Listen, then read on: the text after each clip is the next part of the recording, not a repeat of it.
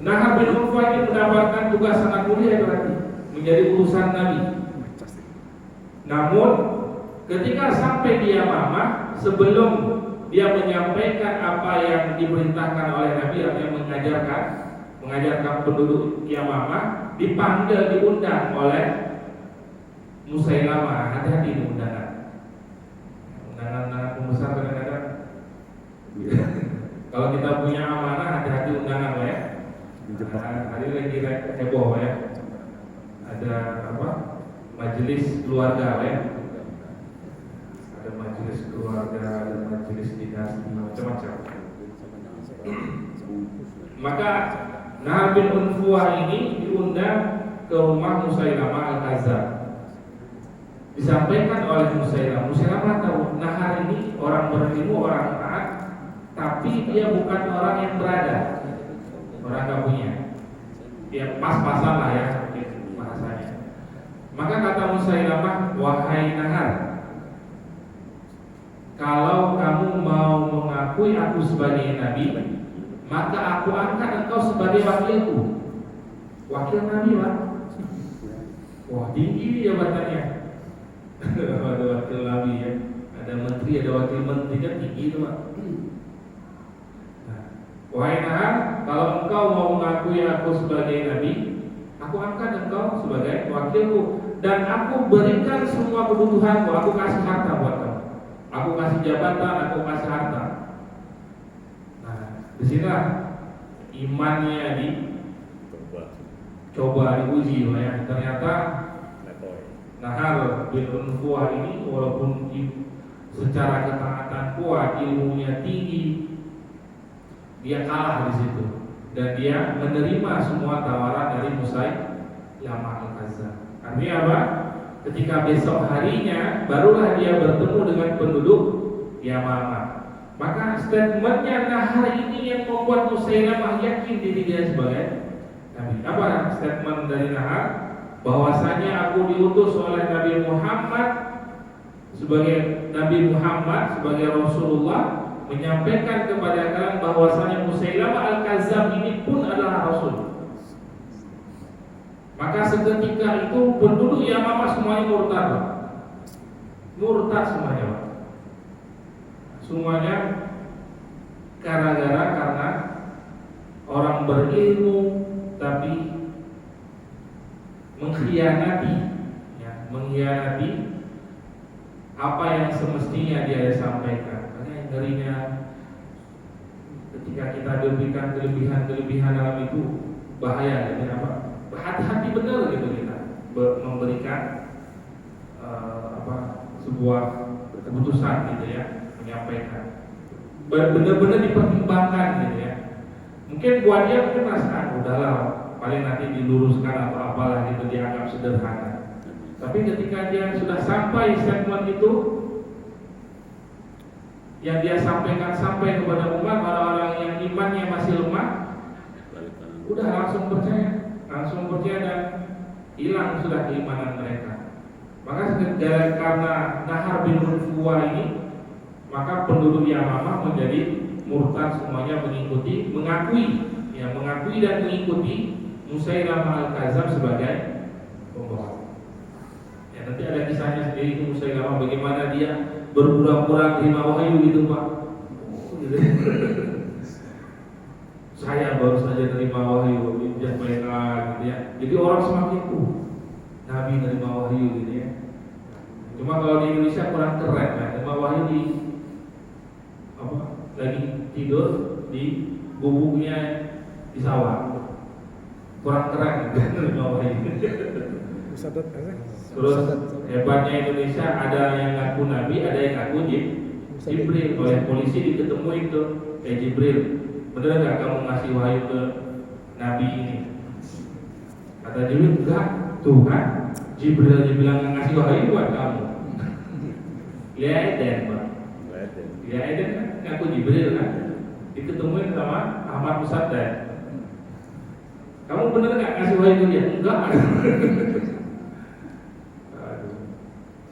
Dia memang menyelesaikan permasalahan orang gila ya dengan cara yang gila juga. Kalau yang waras nggak ketemu, Pak.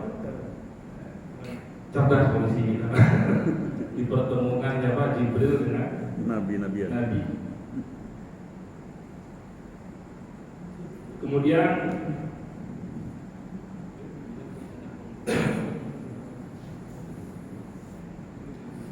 ini suku Hanifah ya, Bani Tamim dari suku Tamim, Bani Tamim dengan Bani Hanifah.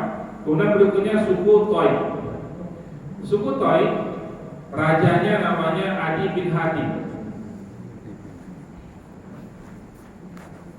Ini suku-suku besar yang datang kepada Rasulullah ya, Bani Tamim.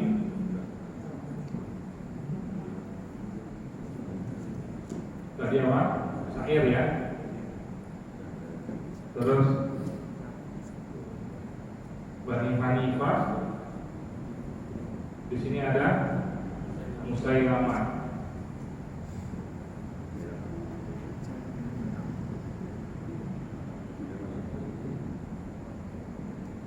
Ini ada Adi bin Hatim. Adi bin Hatim raja. Dia sudah dapat kabar kalau pasukan muslimin akan menguasai suku mereka, akan menyerang gitu ya. Maka Adi bin Hatim menyampaikan kepada pendeta-pendetanya, karena di pintu masuk kotanya itu ada gereja gitu ya. Dan Adi ini juga dia pendeta, ya, sama seperti halnya Heraklius, orang yang paham agama, gitu, orang yang paham agama Nasrani. Maka Adi menyampaikan pesan kepada pendetanya, kalau nanti kalian sudah melihat pagi-pagi kaum muslimin, tolong sampaikan kepadaku. Pendeta menganggap berarti sudah siap-siap untuk perang. Maka ketika melihat pagi-pagi bendera-bendera dari pasukan muslimin dari kejauhan, pendeta menyampaikan kepada Adi bin Hatim. Yang terjadi adalah Adi bin Hatim dengan keluarganya kabur. Jadi bukan dia mempersiapkan pasukan, karena dia tahu kalah. Yang dia lakukan adalah kabur ke Syam. Dia dengan keluarganya saja, yang lainnya nggak dikasih tahu, tiba-tiba kabur aja.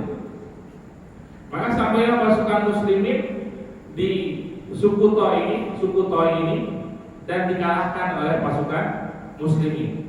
Dan penduduknya semuanya menjadi tawanan. Salah satu dari tawanan tersebut adalah adik perempuan dari Adi bin Hatim. Ya, adiknya ini orang cerdas, orang yang sering dimintai pendapat oleh Adi bin Hatim.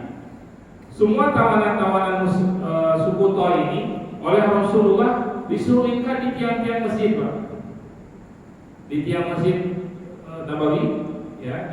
Jadi ketika para sahabat ingin sholat, kan mereka melihat gitu ya. Terus selesai sholat bagaimana sikapnya para sahabat Nabi, dan mereka menyawahi.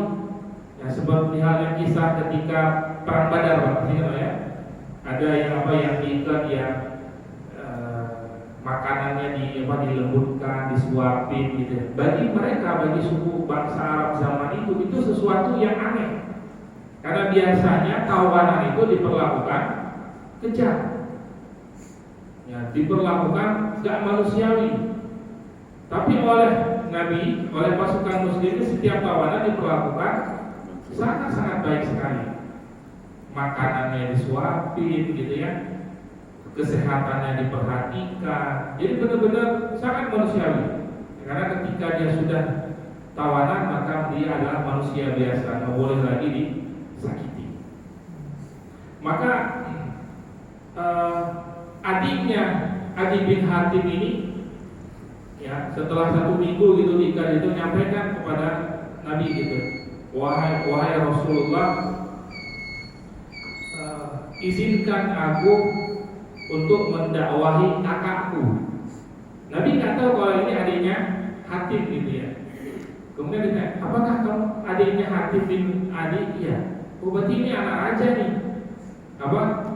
Keluarga raja gitu ya, keluarga raja. Maka oleh Nabi dilepaskan. Adiknya nggak disebutkan siapa namanya, adiknya Hatim ini perempuan.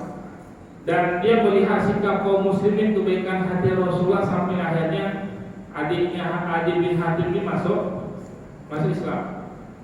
Setelah masuk Islam, dia minta izin kepada Rasulullah, ya Rasulullah, izinkan aku menemui kakakku untuk aku ajak masuk Islam. Kata Nabi, kalau memang engkau sanggup untuk mengajaknya, silakan. Maka berangkatlah adiknya Adi bin Hatim ketemu ke Syam, bertemu langsung dengan